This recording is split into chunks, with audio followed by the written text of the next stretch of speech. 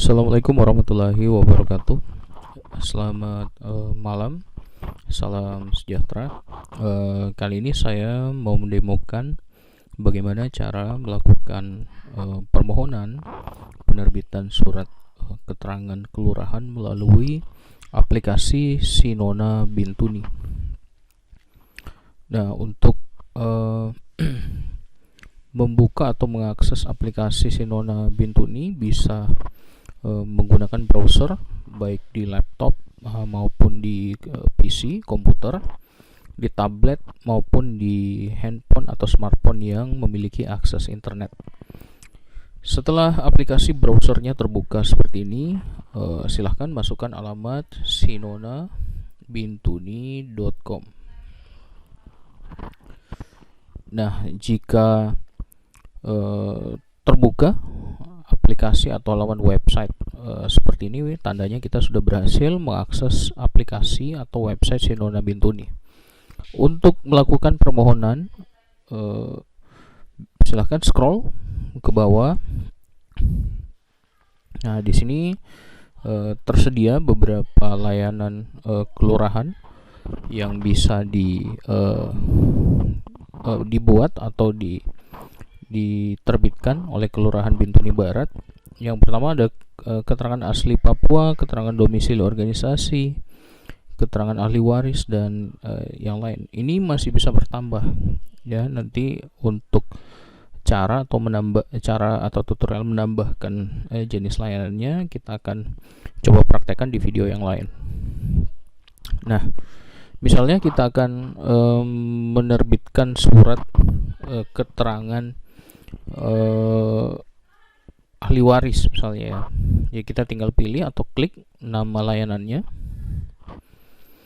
Nah, untuk melakukan permohonan atau menerbitkan surat keterangan menggunakan aplikasi ini, pemohon wajib memiliki akun. Makanya ketika kita mengklik layanan di halaman sebelumnya, kita diarahkan untuk melakukan login.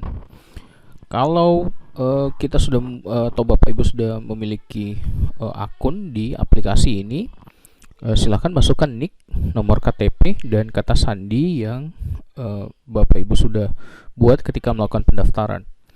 Apabila Bapak Ibu adalah pengguna baru di aplikasi ini, maka kita bisa membuat akun dengan mengklik link daftar sekarang di bagian bawah.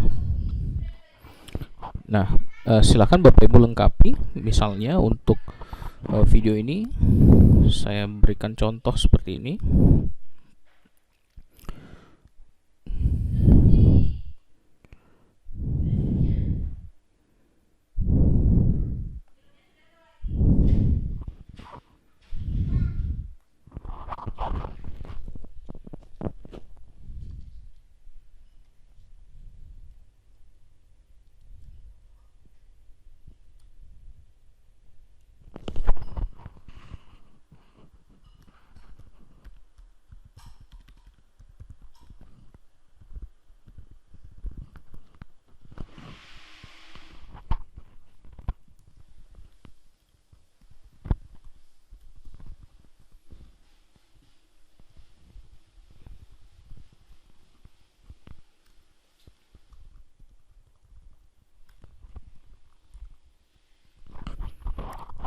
Untuk kata sandinya silahkan Bapak Ibu masukkan kata sandi yang akan digunakan untuk login.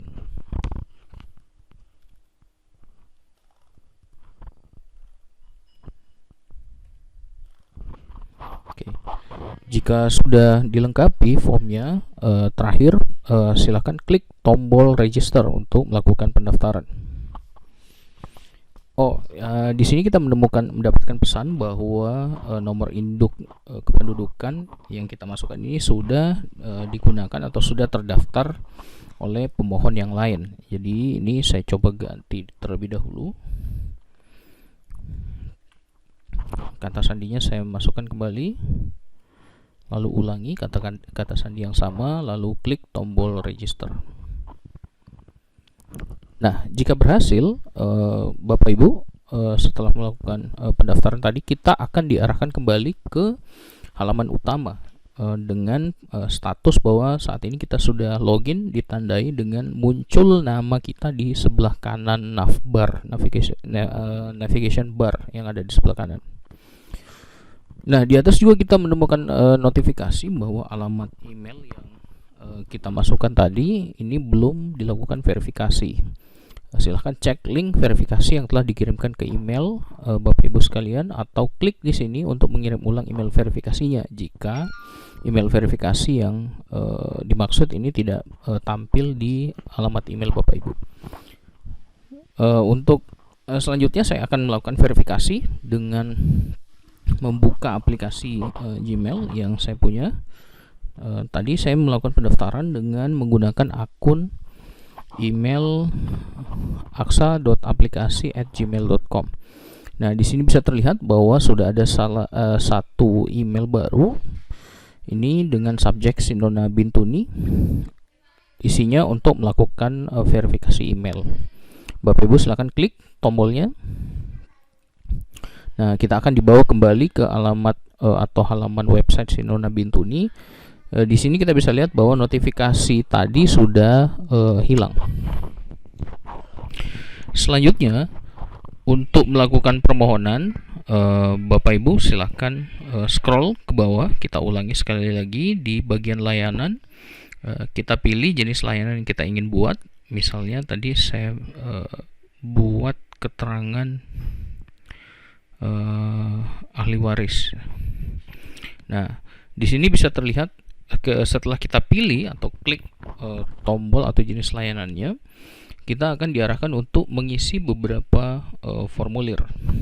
Nah, untuk keterangan ahli waris ini ada beberapa yang wajib diisi. Ada nama almarhum, pekerjaan almarhum, agama, dan seterusnya. Saya coba isi.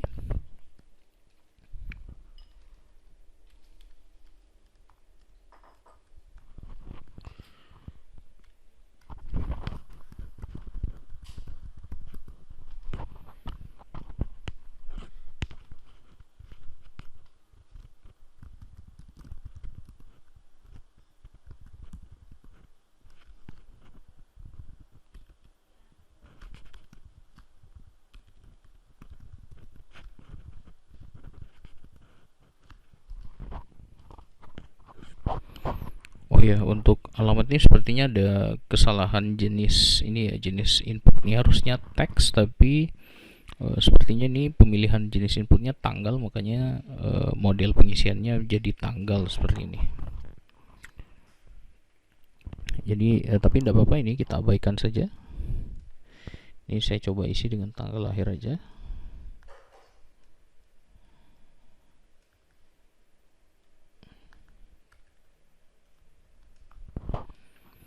Oke, kemudian ada beberapa syarat dokumen yang harus diisi. Pertama ada KTP. Untuk mengupload file KTP-nya, Bapak Ibu klik tombol search atau tombol pencarian di sebelah kanan. Nah, di daftar berkas ini, kalau sebelumnya Bapak Ibu sudah pernah mengupload KTP, maka berkasnya akan muncul di daftar ini. Kalau belum, atau misalkan Bapak Ibu baru pertama kali mencoba membuat permohonan, maka daftarnya akan kosong. Nah, untuk mengunggah atau mengupload berkasnya, silahkan pilih menu unggah berkas, lalu klik tombol search. Nah, silahkan Bapak Ibu cari di mana, atau silahkan siapkan file KTP, file kartu keluarga, dan syarat dokumen lain yang diminta oleh aplikasi Sinona Bintuni. Untuk keterangan ahli waris ini tadi diminta ada KTP dan kartu keluarga, berarti seharusnya kita mengupload 2. Saya coba ya, ini misalnya saja, anggaplah sebagai file KTP. Nah, jika berhasil, maka file unggahan KTP atau berkas apapun itu setelah kita upload, maka akan tampil di daftar berkas. Untuk memilih berkasnya, ini ada petunjuknya di atas, silahkan klik nama berkasnya. Nah, kalau sudah diklik, maka di kolom KTP akan terisi dengan nama berkas yang kita upload tadi. Sama dengan kartu keluarga juga seperti itu. Kita siapkan, unggah, lalu klik nama berkasnya. Kalau sudah, terakhir kita klik tombol kirim permohonan. Nah, jika permohonannya berhasil dikirim, maka kita akan diarahkan ke halaman status permohonan. Di halaman ini akan berisi informasi nomor register. Ini nomor register permohonan kita. Kemudian tanggal permohonannya, kapan kita lakukan, pemohonnya atas nama siapa, jenis surat yang dimohonkan. Lalu di tabel atau bagian tindak lanjut, kita bisa memperhatikan 3 status di sini. Yang pertama ada status verifikasi. Apakah permohonan kita sudah dilakukan verifikasi oleh pemeriksa? Di sini statusnya masih belum ya. Kemudian ada status penandatanganan. Apakah permohonan ini sudah dilakukan penandatanganan oleh pejabat yang berwenang? Yang terakhir ada nomor surat. Apakah permohonan kita sudah dilakukan penomoran atau telah disahkan? Kemudian di bagian riwayat juga kita bisa melihat atau memantau perubahan dari setiap status atau aksi yang dilakukan terhadap permohonan kita.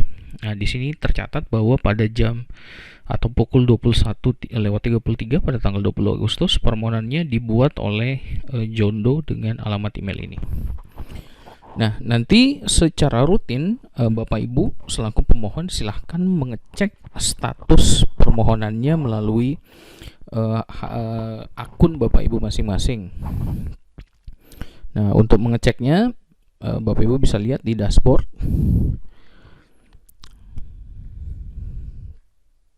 Atau langsung masuk ke menu permohonan. Nah, di menu permohonan ini akan tampil seluruh daftar permohonan yang pernah kita lakukan. Nah, di sini terlihat bahwa kita baru melakukan satu permohonan dengan nomor register sebagai berikut. Statusnya masih belum selesai atau sementara proses.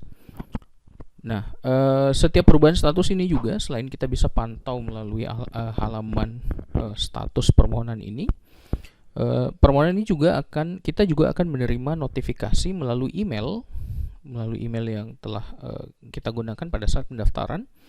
Setiap ada perubahan status, apakah permohonannya ditolak, apakah permohonannya disetujui. Nah, kalau misalnya ditolak, nanti kita bisa tahu juga ditolak, misalnya status verifikasinya ditolak. Di sini akan kelihatan catatan dari pejabat atau pegawai yang menolak, apa yang harus diperbaiki, apa yang harus dilengkapi. Nah, dalam terkait hal itu, kalau misal ada yang perlu dirubah, ada yang perlu dilengkapi, maka pemohon bisa melakukan edit terhadap permohonan ini. Jadi kita bisa mengubah datanya dan memperbaiki berkas atau syarat dokumen sesuai dengan catatan dari petugas yang melakukan verifikasi. Oke, seperti itu saja untuk bagian permohonan. Nanti kita akan tunjukkan bagaimana jika permohonannya telah disetujui oleh pejabat yang berwenang. Lalu kita juga akan melihat di video berikutnya, kita akan melihat bagaimana cara untuk mendownload permohonan yang telah disetujui dan telah ditandatangani. Sekian, terima kasih. Assalamualaikum warahmatullahi wabarakatuh.